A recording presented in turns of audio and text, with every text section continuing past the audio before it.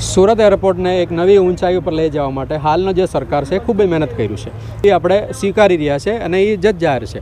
એટલા માટે સુરત એરપોર્ટને અત્યારે હવે નવું ઇન્ટરનેશનલ ટર્મિનલ આપણને મળ્યું છે એક ઇન્ટરનેશનલ કક્ષાનું, અને સાથે સાથે આપણે ટેક્સી વે હોય, એપ્રોન હોય અથવા જે રનવે છે, આ બધી વસ્તુઓનો જે વિકાસ છે એ 2014 પછી થયું છે એવું આપણે માનવામાં આવે છે. અને આ 2014 પહેલાંનું જે એરપોર્ટ એ સ્લીપિંગ મોડમાં થઈ ગયેલું, કારણ કે એક બફેલો હિટના કારણે આપણે જે કંઈ વિકાસ હતો એ ઝીરો થઈ ગયેલું હતું. ત્યાર પછી ફરી ધમધમતો કરવા માટે જે સરકાર અત્યારે જે નીતિ જે અપનાવી છે એના હિસાબે અત્યારે આપણે આ ઇન્ટરનેશનલ ટર્મિનલ હોય અને અન્ય જો આ ફેસિલિટીઓ સુરત એરપોર્ટ પર મળી છે, અને સાથે સાથે હીરા બુર્જ ને હીરા હબ જે આપણે સુરતમાં બની રહ્યા છે, તો વધુમાં વધુ લોકો ફોરેન કન્ટ્રીમાંથી સુરત આવવાની જરૂરિયાત છે, સંભાવના છે. તો આ બધું ધ્યાનમાં રાખીને એને એક સુરતને પણ એક એટ્રેક્ટિવ નામ આપણે એરપોર્ટનું હોવું જરૂરી છે.